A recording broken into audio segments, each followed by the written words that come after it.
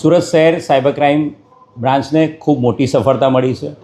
તારીખ 13 જુલાઈ 2026ના રોજ સાંજે 6:13:19 ડિસ્ટ્રિક્ટ કોર્ટના ઓફિશિયલ ઈમેલ આઈડી ઉપર એક ઈમેલ આવેલો હતો, જે ઈમેલમાં 6 શબ્દોમાં કોર્ટમાં 5000 કિલો RDX બોમ્બ, કોર્ટમાં 5000 kg RDX બોમ્બ એવો ઈમેલ મળ્યો હતો. બનાવની ગંભીરતાને ધ્યાને રાખીને તાત્કાલિક BDDSની ટીમ, ક્રાઇમ બ્રાન્ચની ટીમ, SOGની ટીમ અને લોકલ પોલીસ સ્ટેશન સહિત ઉચ્ચ અધિકારીઓ ડિસ્ટ્રિક્ટ કોર્ટ પહોંચી ગયા હતા અને પ્રોપર BDDSના માધ્યમથી આખું બિલ્ડિંગ થરલી સર્ચ કરવામાં આવ્યું હતું. સાથે સાથે સાયબર ક્રાઇમના DCP અને એમની ચુનિંદા અધિકારીની ટીમ પણ ત્યાં પહોંચી હતી અને ઈમેલ બાબતે તમામ ડિટેલ્સ જે ડિસ્ટ્રિક્ટ કોર્ટના જે ઈમેલ આઈડી પર જે ઈમેલ આવ્યો હતો એની તમામ ડિટેલ્સ મેળવવામાં આવી હતી.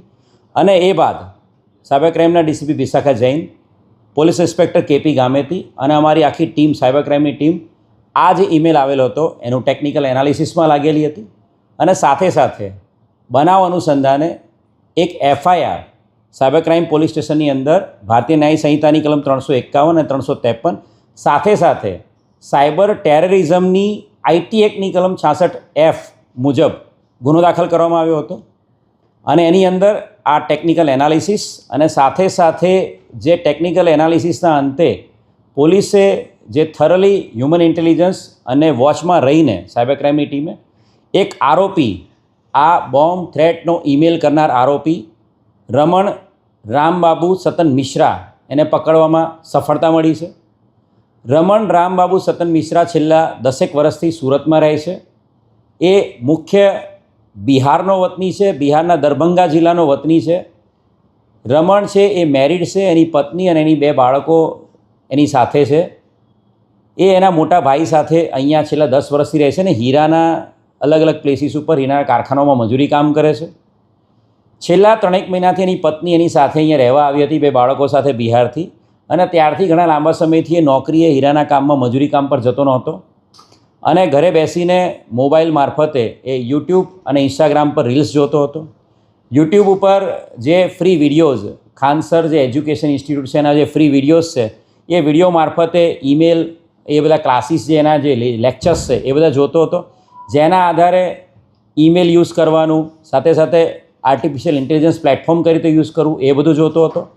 અને ઇન્સ્ટાગ્રામની રીલો ઉપર જે અલગ અલગ જગ્યા ઉપર જે બોમ્બ થ્રેટના ઈમેલ્સ જે અલગ અલગ જગ્યા પર ગુજરાત રાજ્યમાં અને અન્ય રાજ્યોમાં જે આવેલા છે એની ઇન્સ્ટાગ્રામ રીલ્સ એ જોતો હતો. અને એનાથી પ્રેરાઈને એણે આ એક ઈમેલ પોતાના જ જે બિલ્ડિંગમાં રહેતા એક અન્ય વ્યક્તિ, એનો ફોન એણે વાપરવા લીધો હતો અને બિલ્ડિંગના ટેરેસ પર, કતારગામનું જે બિલ્ડિંગ છે કૃષ્ણકુંજ બિલ્ડિંગ, એના ટેરેસ પર જઈને પોતાના બિલ્ડિંગમાં રહેતા અન્ય વ્યક્તિ પાસેથી આ ફોન લઈને એણે એક આ ઈમેલ કર્યો હતો. હાલ જે એની પૂછપરછ કરી છે એ પ્રમાણે એણે કન્ફેસ કર્યું છે કે આ પોતાના જે નોન પર્સન છે બિલ્ડિંગમાં એના ફોનમાંથી એણે ઈમેલ કર્યો હતો. એ ફોન તો કબજે કરવામાં આવ્યો જ છે, પણ સાથે સાથે જે આરોપી છે રમણ મિશ્રા, એનો ફોન પણ કબજે કરવામાં આવ્યો છે અને એના ફોનમાંથી સુપ્રીમ કોર્ટના ઈમેલ આઈડી ઉપર ઈમેલ કરતો એક ડ્રાફ્ટ પણ મળી આવેલો છે. અને જેની અંદર એની પ્રાથમિક પૂછપરછમાં જે રીતે એણે ડિસ્ટ્રિક્ટ કોર્ટમાં બોમ્બની ધમકીનો જે ઈમેલ કર્યો હતો એ પ્રકારનો સુપ્રીમ કોર્ટમાં ઈમેલ કરવાની પણ એની તૈયારી હતી. એ જે સુપ્રીમ કોર્ટને જેણે ઈમેલ કરેલો હતો એની અંદર જે ડ્રાફ્ટ તૈયાર કર્યો હતો એમાં એક લાઈન એણે અંગ્રેજ હમારે કંટ્રી કો બરબાદ કરકે ગયે, અને ત્યારબાદ એની જે પૂછપરછમાં એવું કહે છે કે હું આ જ પ્રકારનો ઈમેલ કે ભાઈ અહીંયા RDX બોમ્બ મૂકેલો છે સુપ્રીમ કોર્ટમાં, એ પ્રકારનો ઈમેલ કરવાનો હતો. ખૂબ મોટી સફળતા બોમ્બ થ્રેટના આ જે ઈમેલ જે થયો હતો ડિસ્ટ્રિક્ટ કોર્ટ એને ડિટેક્ટ કરવામાં સુરત શહેર સાયબર ક્રાઇમ બ્રાન્ચને મળી છે. આરોપી કેટલો અભ્યાસ કર્યો છે અને આ મેલ કરવાનું કારણ શું? આ જે આરોપી છે રમણ રામબાબુ સતન મિશ્રા, એ બિહાર દરભંગાનો રહેવાસી છે. એના પિતા ત્યાં દરભંગા બિહારના ધનુવારા ગામમાં ખેતીકામ કરે છે, એની માતા ઘરકામ કરે છે. પરિવારમાં એ લોકો 2 ભાઈ ને 2 બહેન છે. એની બંને બહેનો છે ત્યાં બિહારમાં જ રહે છે અને 2 ભાઈઓ છેલ્લા ઘણા વર્ષોથી અહીંયા જ સુરત શહેરમાં કતારગામ વેડ રોડ પર કૃષ્ણકુંજ બિલ્ડિંગમાં રહે છે. આ આરોપી છે એ ઇનિશિયલી એના ભાઈની સાથે હીરાના મજૂરી કામમાં ને બધે જતો હતો અને અહીંયા ભાડાના રૂમમાં કૃષ્ણકુંજ બિલ્ડિંગમાં રહેતો હતો. છેલ્લા ઘણા સમયથી એણે આ હીરાના કારખાનામાં જે મજૂરી કામ કરતો હતો એ બંધ કરી દીધું છે. એના પત્ની જે છેલ્લા 3 માસથી એના 2 બાળકો સાથે અહીંયા આવે છે, એના 2 બાળકો છે, એક નાનું બાળક 8 વર્ષનું ને એક બાળક 3 વર્ષનું છે. એના પત્ની જ્યારથી રહેવા આવ્યા ત્યારથી વારંવાર એના પત્ની એને નોકરી બાબતે મજૂરી કામ કરવા જવા માટે પણ કહેતા હતા અને એ કશું પણ ઘરે કરતો નહોતો. બિલ્ડિંગમાં રહેલા અલગ અલગ લોકો પાસેથી ઇન્ટરનેટ માટે હોટસ્પોટ માંગતો હતો અને હોટસ્પોટનો ઉપયોગ કરીને સતત સોશિયલ મીડિયા ઉપર, યુટ્યુબ ઉપર અને ઇન્સ્ટાગ્રામ ઉપર રીલ્સ અને વિડીયોઝ જોયા કરતો હતો. અને સાથે સાથે ઈમેલ કરવાનું, એઆઈ પ્લેટફોર્મ પર કઈ રીતે કન્ટેન્ટ બનાવવાનું એ બધું શીખતો હતો. અને આખો દિવસ એ આ જ કામ કરતો હતો. અને ઇન્સ્ટાગ્રામ ઉપર જે અલગ અલગ રીલો, જે બોમ્બ થ્રેટના ન્યૂઝ અનુસંધાને જે આવેલી હોય, એનાથી પ્રેરાઈને એ પોતે પણ આ ઈમેલ કરવા માટે પ્રેરાયેલો હતો અને એણે આ ઈમેલ કર્યો હતો. અભ્યાસ કેટલો છે? હાલ જે એની પૂછપરછ છે એ પ્રમાણે એ બિહારના એના વતનમાં ધનુવારા ગામમાં ધોરણ 9 સુધીનો એણે અભ્યાસ કરેલો છે. હાલ જે એની પૂછપરછ કરી છે એ પ્રમાણે એણે જે મોબાઈલ ઉપયોગ કર્યો છે એ એના બિલ્ડિંગમાં રહેતા એક વ્યક્તિનો ઉપયોગ કરેલો છે મોબાઈલનો.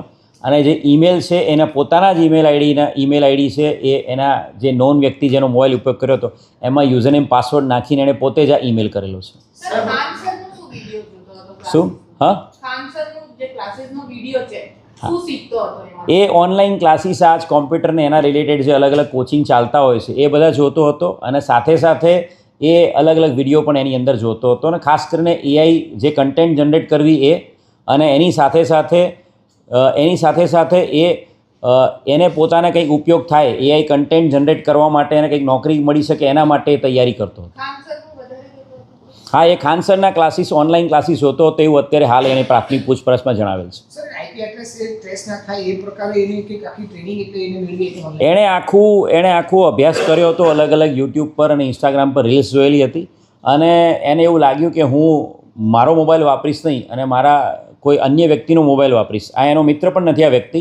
બિલ્ડિંગમાં રહેતા કોઈ થર્ડ પર્સન પાસે એણે હોટસ્પોટના અનુસંધાને મોબાઈલ માંગ્યો કે મારે તારું હોટસ્પોટ જોઈએ છે.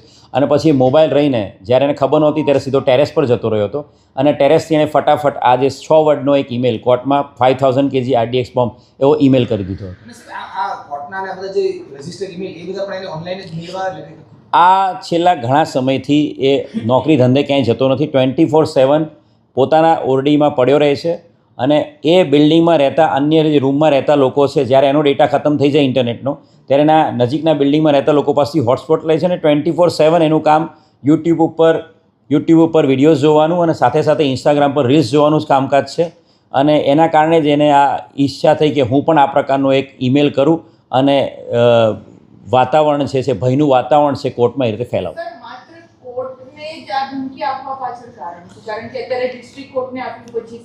હા, એટલે હાલ જે એની પૂછપરછ કરી છે એ પ્રમાણે અત્યારે એવી કોઈ એને કહ્યું નથી કે ફક્ત કોર્ટને જ કેમ ધમકી આપેલી છે, પણ એણે એક ટ્રાયલ બેઝ ઉપર સૌથી પહેલો એને ઈમેલ કરવો હતો.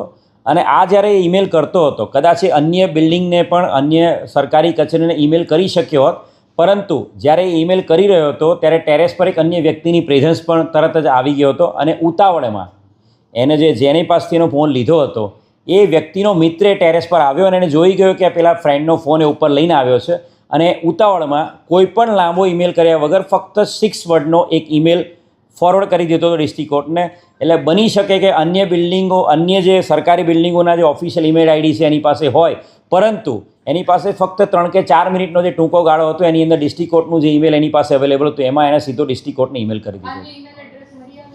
એની પાસેથી સુપ્રીમ કોર્ટના પણ ઈમેલ એડ્રેસ મળી આવેલા છે. અને સુપ્રીમ કોર્ટમાં ઈમેલ કરવા માટેનો એના પોતાના મોબાઈલમાંથી ડ્રાફ્ટ ઈમેલ પણ મળી આવેલો છે. હાલના તબક્કે એની પૂછપરછ એના ઓફિશિયલ 4 દિવસના, કેમ કે સાયબર ટેરરિઝમનો ગુનો છે, કોર્ટમાંથી અમને 4 દિવસના રિમાન્ડ મળેલા છે. એનું થરો ઇન્ટ્રોગેશન પણ કરવામાં આવશે અને સાથે સાથે એનું સાયકોલોજીકલ એનાલિસિસ પણ અમે આગામી દિવસોમાં સ્મીમેર મેડિકલ કોલેજમાં કરાવવાના છીએ, જેથી કરીને આ વ્યક્તિની માનસિકતા શું છે એના પર પણ અમે ફોકસ કરી શકીએ. Thank you.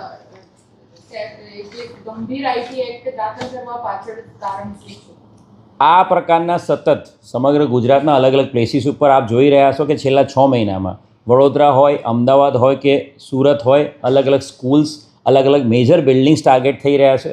ડિસ્ટ્રિક્ટ કોર્ટમાં જે ઈમેલ છે એ જ સમયગાળામાં એક પાસપોર્ટ ઓફિસમાં પણ આ પ્રકારના જ અલગ ઈમેલ એમાં આવેલા હતા. અને એના કારણે બનાવની ગંભીરતાને ધ્યાને રાખીને લોકોમાં ભયનું વાતાવરણ ફેલાય, ડિસ્ટ્રિક્ટ કોર્ટનું આખું જે સરકારી તંત્ર છે એનું કામકાજ સાંજના ટાઈમમાં આખું ખોરવાઈ ગયું હતું.